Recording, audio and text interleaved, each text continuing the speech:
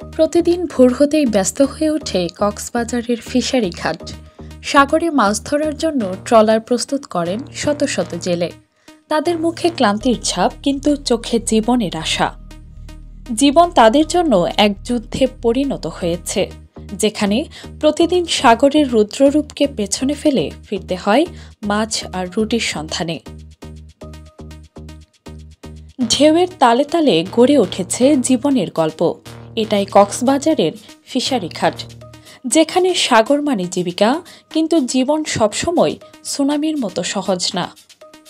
একটি ট্রলারে প্রায় 15 থেকে 20 জন জেলে সাগরে যান 3 থেকে 7 দিনের জন্য। তাদের জীবনের ঝুঁকি অনেক। সাগরের ঢেউ, হঠাৎ ঘূর্ণিঝড়, খাবার পানির অভাব এবং মাঝে মাঝে জলদস্যুদের হামলা। স্থানীয় এক জেলে বলেন, মাছ পাইলেই লাভ, না পাইলেই ঘরে ফিরে দেনা। কিছুদিন আগেও সরকার ঘোষিত মা ইলিশ রক্ষা অভিযানের কারণে 22 দিনের নিষেধাজ্ঞায় জেলেদের জীবিকা বন্ধ ছিল। তবে সরকারি সহায়তা অনেকের কাছেই পৌঁছায় না, বলেছেন স্থানীয়রা।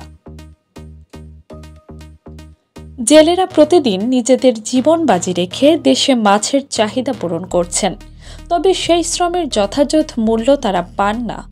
মাছ বিক্রির টাকা থেকে কাটা পড়ে খরচ, কমিশন, দালালের ভাগ, শেষে তাদের হাতে থাকে সামান্যই। তাদের সন্তানদের স্কুলে পাঠানো, চিকিৎসা করানো বা ঘরে চালানোও এক একটা যুদ্ধ। সাগরই তাদের ভরসা, সাগরই তাদের ভয়। কক্সবাজারের এই ফিশারি ঘাট শুধু মাছের জন্য নয়, এটা হাজারো সংগ্রামী জেলের জীবনের গল্প বলার এক জীবন্ত মঞ্চ।